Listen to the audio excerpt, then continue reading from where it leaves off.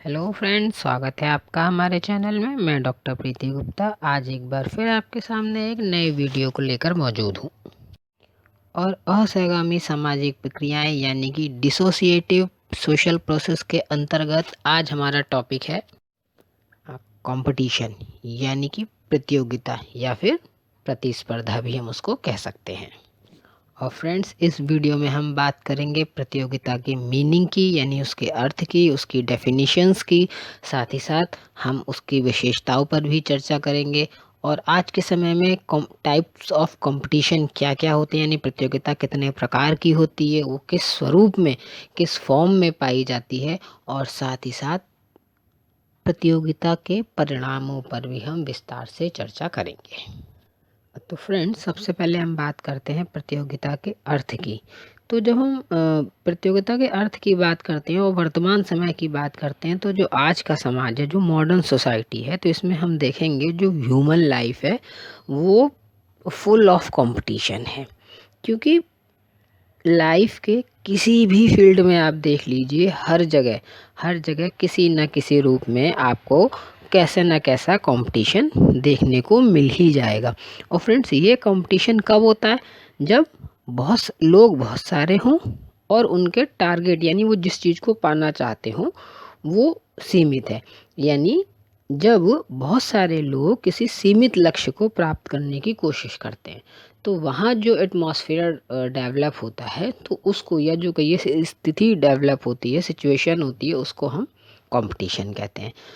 कह सकते हैं कि जहाँ दो या दो से अधिक व्यक्ति या समूह किसी ऐसे लक्ष्य की प्राप्ति का नियमों के अंतर्गत प्रयत्न करते हैं जो मांग की अपेक्षा कम है, तो वहाँ प्रतियोगिता या प्रतिस्पर्धा या फिर कह सकते हैं कंपटीशन पाया जाता है।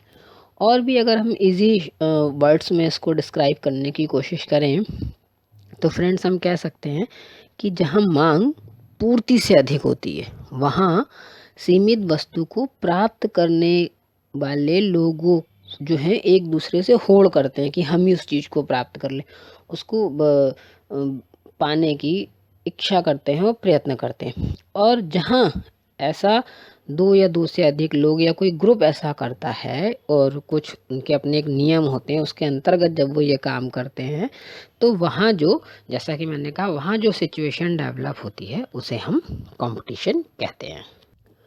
लेकिन फ्रेंड्स, हम लोग समाजशास्त्र के विद्यार्थी हैं, तो सिर्फ अर्थ से काम नहीं चलेगा। तो हम समाजशास्त्रीय दृष्टिकोण से, या कहिए विभिन्न समाजशास्त्रियों ने जो इसकी परिभाषाएं दी हैं उन पर बात करते हैं। तो सबसे पहले बात करते हैं गिलिन और गिलेन की। तो फ्रेंड्स, गिलिन और गिलेन के अनुसार प्रतिस्पर्धा या प्रतियोगिता या कंपटीशन वो सामाजिक प्रक्रिया है जिसमें प्रतिद्वंदी व्यक्ति या समूह किसी जनता के समर्थन तथा प्राथमिकता के माध्यम से लाभ प्राप्त करने का प्रयत्न करते हैं और उस व्यक्ति या समूह को अपने हितों के समर्थन में अनुरोध करते हैं, ना कि अपने लक्ष्यों को प्राप्त करने के लिए हिंसा या इसके भय का प्रयोग करते हैं। वहीं बोगार्डस का मानना है कि प्रतिस्पर्धा किसी ऐसी वस्तु को प्राप्त करने के लिए होड़ है जो कि इतनी मात्रा में नहीं पाई जाती है कि उसकी मांग को पर्याप्त रूप से पूरा किया जा सके। ये वही परिभाषा है जो अभी हम लोग अर्थ में डिस्कस कर रहे थे। और फ्रेंड, जैसे बोगार्डस ने बहुत सरल शब्दों में प्रतियोगिता की परिभाषा दी है, वैसे ही फेयर चाइल्ड ने भी कंपटीशन के बारे में जो डेफिनेशन दी है वो भी बहुत सरल और या कहिए आसान शब्दों में दी है। उन्होंने कहा है कि प्रतियोगिता सीमित वस्तुओं के उपभोग या अधिकार के लिए किए जाने वाले परिश्रम को कहते हैं। फ्रेंड्स, वहीं सदरलैंड का मानना है कि प्रतियोगिता व्यक्तियों या समूहों के बीच उन संतुष्टियों जिन्हें उनके सीमित होने के कारण सब प्राप्त नहीं कर सकते हैं, उसकी प्राप्ति के लिए एक अवैयक्तिक, अवचेतन एवं निरंतर परिश्रम को कहते हैं। तो फ्रेंड, इन सभी विद्वानों ने अपने अपने तरीके से प्रतियोगिता या कंपटीशन को अर्थ को स्पष्ट करने का पूरा प्रयास किया है। लेकिन इन परिभाषाओं से हम एक जीस्ट के रूप में कह सकते हैं कि प्रतियोगिता जो है वो दो या दो से अधिक व्यक्तियों या समूहों के बीच किसी सीमित वस्तु, अधिकार या सेवा यानी सर्विस को प्राप्त करने के लिए किसी प्रथा या नियम, एक रूल्स एंड रेगुलेशन की बात होती है, उसके अंतर्गत किया गया एक प्रयत्न है। तो फ्रेंड्स, परिभाषाओं के आधार पर प्रतियोगिता की कुछ विशेषताएं भी निकल कर आती हैं, जिनको हम वन बाय वन डिस्कस करेंगे। तो सबसे पहले हम कह सकते हैं कि प्रतियोगिता नॉर्मली एक अवैयक्तिक यानी इम्पर्सनल प्रोसेस है, क्योंकि इसमें प्रतियोगी एक दूसरे को व्यक्तिगत रूप से जानते ही नहीं हैं। यहाँ नहीं जानने का अर्थ है जैसे कि कोई भी एग्ज़ाम होता है, जिसे हम कॉम्पिटिटिव एग्ज़ाम कहते हैं, प्रतियोगी परीक्षाएं हम जिसे कहते हैं, चाहे वो आईएएस हो, पीसीएस हो, इवन किसी बोर्ड या यूनिवर्सिटी के भी एग्ज़ाम्स क्यों ना हो, उसमें जो है हज़ारों लाखों की संख्या में स्टूडेंट्स एग्ज़ाम्स देते हैं, लेकिन वो पर्सनली एक दूसरे को नहीं जानते हैं, लेकिन वो अपने अपने स्तर से उस कंपटीशन को क्रैक करने के लिए, उस परीक्षा को पास करने के लिए तैयारी करते रहते हैं, जबकि पर्सनली वो एक दूसरे को नहीं जानते हैं। और इसीलिए प्रतियोगिता को अवैयक्तिक क्रिया यानी इम्पर्सनल प्रोसेस माना है। वहीं फ्रेंड्स, प्रतियोगिता एक अचेतन यानी अनकॉन्शियस प्रोसेस भी होती है, क्योंकि इस प्रोसेस में, अनकॉन्शियस प्रोसेस में हम कह सकते हैं कि कोई भी कॉम्पिटिटर एक दूसरे को जानता ही नहीं है, और ना ही वो उनकी कंपटीशन के प्रति जो है वो दूसरे कॉम्पिटिटर के प्रति जो है वो जागरूक रहता है। उसे सिर्फ अपने उद्देश्य की, अपने प्रयत्नों के प्रति ही वो एक कॉन्शियस रूप में तैयारी करता है। मान लीजिए आपको कोई एग्ज़ाम क्रैक करनी है, तो आप अपने प्रयत्न देखेंगे, अपना टारगेट देखेंगे कि आपको क्या तैयारी करनी है, कैसे करनी है, कौन सा एग्ज़ाम क्रैक करना है। जबकि हम बाकी जो लोग होते हैं, जो उस कंपटीशन में बैठने वाले होते हैं, उनको नहीं जानते हैं कि वो कैसे तैयारी कर रहे हैं, क्या उनके पास मटेरियल है, क्या उनका तैयारी का प्रोसेस है, सिस्टम है, उनका क्या टाइम टेबल है, इसकी उसे परवाह नहीं होती है। हम अपना टारगेट डिसाइड रखते हैं, यानी हम अपने उद्देश्य के प्रति तो सजग रहते हैं, लेकिन दूसरा व्यक्ति क्या कर रहा है, उसका क्या प्रयास हैं उस कंपटीशन के लिए, उनके प्रति हम सामान्यतः उतने जागरूक नहीं होते हैं। वहीं फ्रेंड्स, प्रतियोगिता जो है एक कॉन्टिन्यूस चलने वाला प्रोसेस है। इसे कॉन्टिन्यूस प्रोसेस इसलिए हम कहते हैं, निरंतर प्रक्रिया इसीलिए कहते हैं, क्योंकि आज की मॉडर्न लाइफ में आप देखेंगे लाइफ की हर फील्ड में किसी न किसी रूप में प्रतियोगिता यानी कि कंपटीशन हर समय पाया जाता है। चाहे वो आपका इकोनॉमिकल फील्ड हो, पॉलिटिकल हो, सोशल हो, कल्चरल हो, यहाँ तक कि आज के समय में रिलीजियस फील्ड में भी हर समय अपने आप को दूसरे से श्रेष्ठ दिखाने के लिए, या उससे आगे बढ़ने के लिए, या उन्नति करने के लिए, तरक्की करने के लिए, अपने डेवलपमेंट के लिए हर फील्ड में, हर एंगल पर व्यक्ति को एक दूसरे के साथ किसी न किसी तरह से कंपटीशन करना ही पड़ता है। और जो आज के समाज हैं, जिन्हें हम आधुनिक जटिल समाज कहते हैं, ये जो है स्थिर समाजों की तुलना में इनमें वैसे भी अधिक प्रतियोगिता पाई जाती है। फ्रेंड्स, प्रतियोगिता जो है एक सार्वभौमिक यानी कि एक यूनिवर्सल प्रोसेस भी है, क्योंकि यूनिवर्सल इसलिए है, या कहिए यहाँ पर एक सार्वभौमिक प्रक्रिया से इसका अर्थ ये है कि जो प्रतियोगिता है वो प्रत्येक समाज, स्थान, काल में हमेशा मौजूद रही है।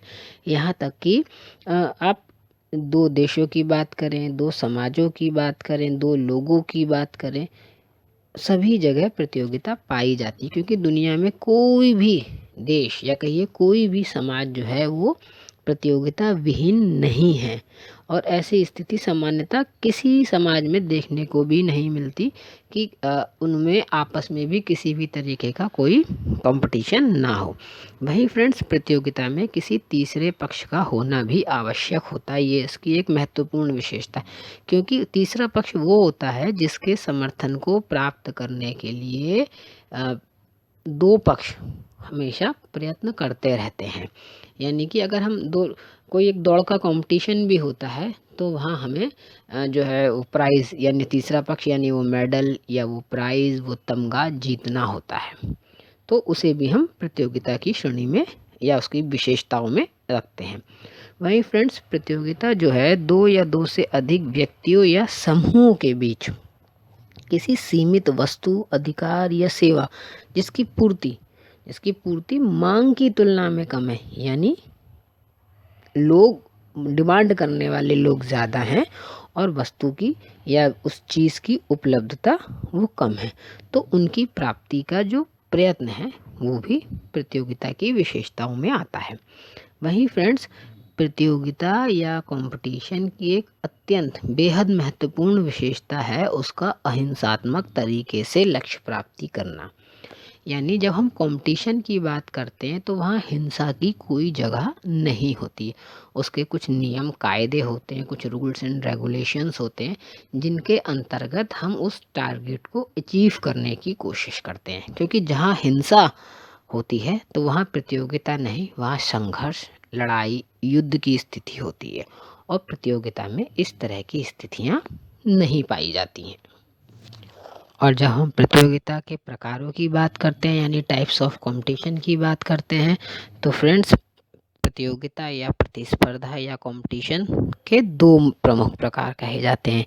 एक वैयक्तिक यानी पर्सनल कंपटीशन, दूसरा अवैयक्तिक यानी इम्पर्सनल कंपटीशन। तो चलिए अब प्रतियोगिता के प्रकारों पर जो है हम विस्तार से बात करते हैं। तो सबसे पहले हम बात करते हैं वैयक्तिक प्रतियोगिता की यानी कि पर्सनल कंपटीशन की। और गिलिन ने इसे वैयक्तिक प्रतिस्पर्धा या वैयक्तिक प्रतियोगिता न कहकर चेतन प्रतिस्पर्धा का नाम दिया यानी कॉन्शियस कंपटीशन। इसमें क्या रहता है, इसमें जो कॉम्पिटिटर होते हैं वो लोग एक दूसरे को पर्सनली अच्छी तरीके से जानते हैं और इसलिए ये प्रतिस्पर्धा हम कह सकते हैं कि चेतन रूप में होती है, कॉन्शियसली होती है। जैसे अगर हम एग्जाम्पल की बात करें तो जैसे किसी कॉलेज में किसी क्लास के स्टूडेंट अपने आप को बेस्ट सिद्ध करने की कोशिश करते हैं यानी क्लास में फर्स्ट आने की कोशिश करते हैं, तो अपने साथी क्लास के लोगों को जानते हैं, उनसे परिचित होते हैं। या कहिए इलेक्शन में जब जो प्रत्याशी खड़े होते हैं, जो कैंडिडेट खड़े होते हैं, तो उन्हें भी पता होता है उनके अगेंस्ट दूसरी कौन पार्टी से कौन खड़ा है, वो प्रत्याशी या वो कैंडिडेट कैसा है। तो इस तरह की जब कोई प्रतियोगिता होती है तो उसे जो है हम वैयक्तिक प्रतियोगिता की श्रेणी में रखते हैं, जिसे गिलिन चेतन प्रतिस्पर्धा यानी कॉन्शियस कंपटीशन कहते हैं। वहीं जब बात आती है अवैयक्तिक प्रतियोगिता की यानी इम्पर्सनल कंपटीशन की, तो फ्रेंड्स इसमें क्या है, इसमें सबसे पहले आपको बताएंगे गिलिन ने इसे अचेतन प्रतिस्पर्धा का नाम दिया यानी अनकॉन्शियस कंपटीशन। इसमें क्या होता है, कॉम्पिटिटर एक दूसरे को जानते पहचानते नहीं है, वो क्या है सिर्फ अपने लक्ष्य की ओर, अपने टारगेट की और अपने जो अपने एफर्ट्स हैं, अपना टारगेट है उसी के प्रति जो है कॉन्शियस रहते हैं, उसी के प्रति जागरूक रहते हैं। उन्हें अन्य अपने कॉम्पिटिटर से, अन्य प्रतियोगी साथियों से उनके प्रति उनमें कोई भी जागरूकता नहीं होती है। ये तो कह सकते हैं कि जो अवैयक्तिक प्रतियोगिता है इसमें प्रतियोगी एक दूसरे को नहीं जानते हैं, लेकिन वो अन्य प्रतियोगियों की तुलना में आगे बढ़ने के लिए या अपनी उस प्रतियोगिता में सफल होने के लिए अपने स्तर से प्रयत्न करते रहते हैं। अब प्रतियोगिता के प्रकारों के बाद अब बारी आती है उसके स्वरूपों की यानी फॉर्म्स ऑफ कंपटीशन की। तो फ्रेंड्स गिलिन ने यहाँ पर प्रतियोगिता के 4 स्वरूपों का उल्लेख किया है। आर्थिक प्रतियोगिता, सांस्कृतिक प्रतियोगिता, भूमिका या परिस्थिति के लिए प्रतियोगिता और साथ ही साथ प्रजातीय प्रतियोगिता। तो इस क्रम में सबसे पहले बात करते हैं आर्थिक प्रतियोगिता यानी इकोनॉमिक कंपटीशन की।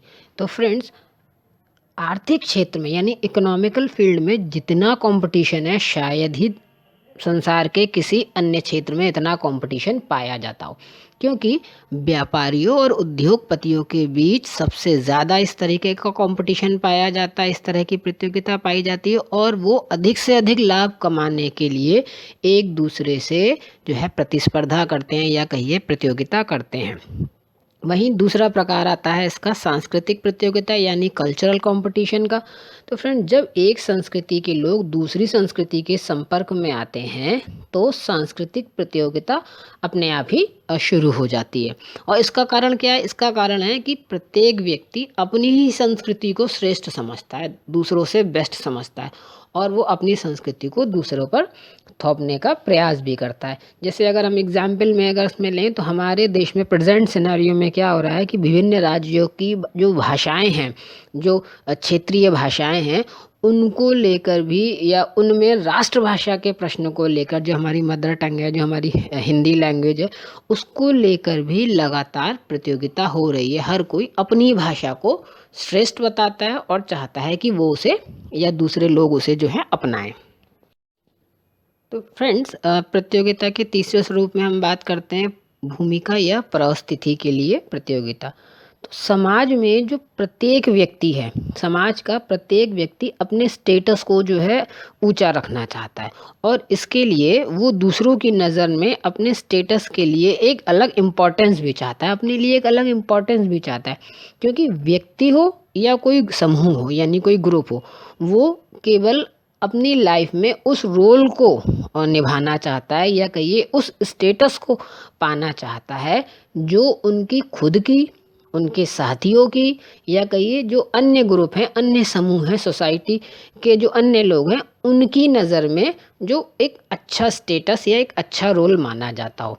और इसके लिए वो क्या करते हैं, इसके लिए वो बाकी लोगों के साथ अपने आप की तरह एक कंपटीशन करते हैं, उनसे प्रतिस्पर्धा करते हैं ताकि वो स्वयं को जो है एक उच्च कोटि की या कहिए उच्च श्रेणी में रख सकें।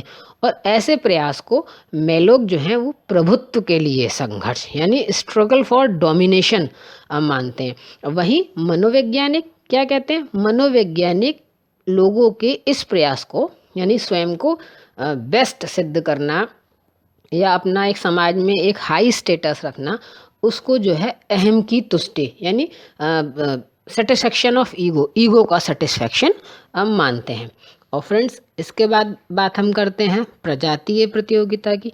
तो जब हम प्रजातीय प्रतियोगिता की बात करते हैं तो ये एक प्रजाति और दूसरी प्रजाति के शारीरिक विशेषताओं में अपने आप में एक अंतर पाया जाता है, चाहे उनके स्किन में हो यानी उनके स्किन कलर यानी कह सकते हैं हम चमड़ी का रंग हो, उनकी हाइट हो, उनके चेहरे की बनावट हो, उनके सर की बनावट हो, उसका साइज़ हो, सर का साइज़ हो, या बालों की कोई विशेष तरह की बनावट हो। इस तरीके की बहुत सारी शारीरिक विशेषताएं अलग अलग प्रजातियों में अलग अलग पाई जाती हैं। तो और इन्हीं के आधार पर उनमें विभिन्न प्रजातियों में अंतर किया जाता है।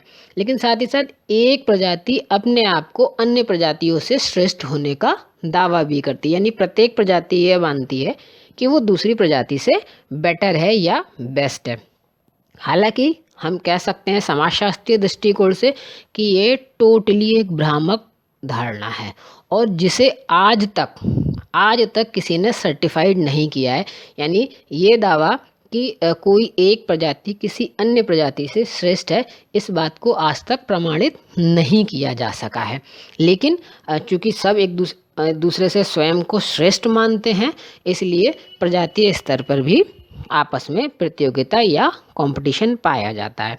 इसके अलावा फ्रेंड्स, गिलिन ने जो ये जो 4 प्रकार बताए हैं या कहिए 4 स्वरूप बताए हैं, उसके अलावा एक अन्य स्वरूप जातीय प्रतिस्पर्धा की भी बात की है। और उनका मानना है कि जो जातीय प्रतिस्पर्धा कास्ट कंपटीशन का जो स्वरूप है या कई अन्य प्रकार है, ये सामान्यतः भारत में देखने को मिलता है। तो प्रतियोगिता की विशेषताओं और उसके स्वरूपों के बाद अब हम बात करते हैं प्रतियोगिता के प्रकारों की। तो सबसे पहला प्रतियोगिता का जो प्रकार है वो ये है कि वो प्रतियोगी व्यक्ति और प्रतियोगी समूह की इच्छा को पूरा करता है।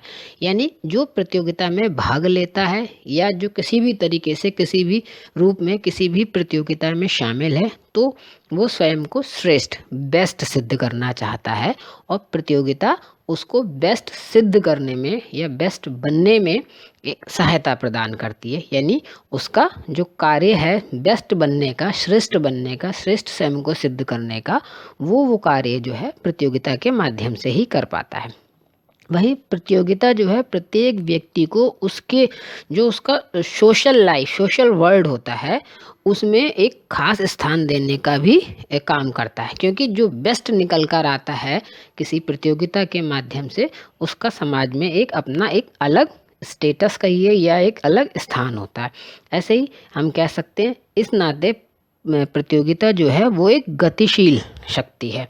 गतिशील शक्ति यानी एक निरंतर चलने वाली प्रक्रिया है, कोई कॉन्टिन्यूअस प्रोसेस है। वहीं प्रतियोगिता का संबंध जो है निर्माण करने से यानी चीज़ों को बनाने से है। और साथ ही साथ हम कह सकते हैं कि प्रतियोगिता जो है विघटन या असहयोग को ही नहीं जन्म देती, बल्कि हम ये कह सकते हैं कि प्रतियोगिता के माध्यम से सहयोग को भी जन्म दिया जा सकता है, या कहिए कि कंपटीशन के माध्यम से सहयोग भी लोगों के बीच में पनपता है। और प्रतियोगिता के स्वरूपों से या उसके प्रकारों से प्रतियोगिता के परिणाम या कहिए उसके महत्व, उसकी इम्पोर्टेंस जो है स्वतः ही स्पष्ट हो जाती है। और इस संदर्भ में बीसंज और बीसंज लिखते हैं कि हमें विश्वास है कि सहयोग कार्य को पूर्ण करवाता है, तो प्रतिस्पर्धा आश्वासन देती है कि वह कार्य अच्छी प्रकार से किए जाएंगे, यानी एक फेयर तरीके से किए जाएंगे। वहीं रॉस का कहना है कि प्रतिस्पर्धा प्रत्येक व्यक्ति को उसके सामाजिक जगत में, उसके सोशल वर्ल्ड में उसे एक स्थान प्रदान करने का प्रमुख कार्य करती है, क्योंकि प्रतिस्पर्धा या प्रतियोगिता जो है एक प्रगतिशील शक्ति है जो निर्माण करती है, ना कि आवश्यक रूप से विनाश। यानी कि प्रतियोगिता से ज़रूरी नहीं है सिर्फ संघर्ष या कोई विनाश पैदा हो, वो जो है निर्माण कार्य, समाज निर्माण का कार्य भी करती है। और इस संदर्भ में फ्रेंड्स गिलिन और गिलिन ने प्रतियोगिता के कुल 6 परिणामों का या कहिए उसके 6 तरह के महत्वों का उल्लेख किया है।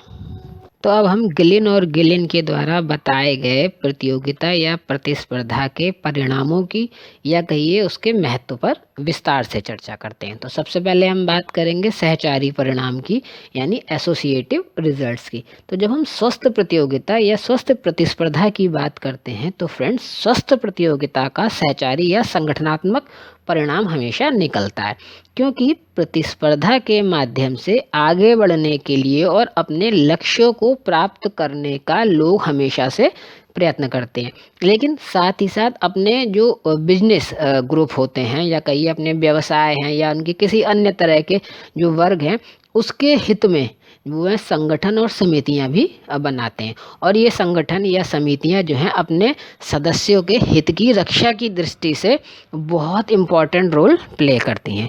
और प्रतियोगिता का ये परिणाम हमेशा ही समाज के लिए हितकारी सिद्ध होता है। वहीं जब हम इसके दूसरे पॉइंट की बात करते हैं तो उसे गिलिन और गिलिन ने असहचारी परिणाम कहा है या असहयोगात्मक परिणाम की संज्ञा दी है।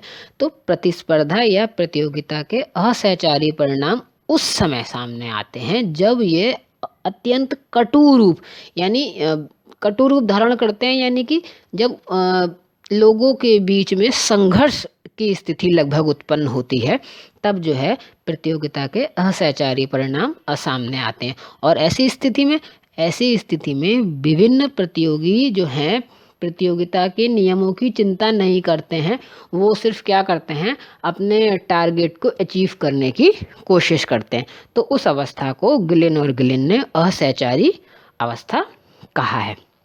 वहीं तीसरा पॉइंट है व्यक्तित्व संबंधी परिणाम, यानी कि इस संदर्भ में फ्रेंड्स कूले ने कहा है कि स्वस्थ प्रतिस्पर्धा विस्तृत सामाजिक अनुभव या ज्ञान को बढ़ाने में योग देती है। और जबकि इस संबंध में गिलिन और गिलिन ने लिखा है कि इस प्रकार की प्रतियोगिता व्यक्ति के दृष्टिकोण को व्यापक बनाती है, बोध की शक्ति को और विस्तृत कर देती है, साथ ही साथ उसकी सहानुभूति को भी गहरा करती है, यानी उसमें जो है फीलिंग्स को डेवलप करती है, उसमें सेंसिटिविटी लाती है। और उस समाज में प्रतियोगिता का प्रभाव होता है जिसमें प्रतियोगिता के नियम ठीक से स्थापित होते हैं या कहिए साधारणता मान्य होते हैं। यानी हम कह सकते हैं कि जब कोई भी प्रतियोगिता शुद्ध और सही होती है तो लोगों के व्यक्तित्व को भी प्रभावित करती है, उसका विकास करती है। और परिणाम स्वरूप हम कह सकते हैं कि कोई भी कंपटीशन व्यक्ति या समूह की प्रगति का, उसके डेवलपमेंट का रास्ता खोलता है।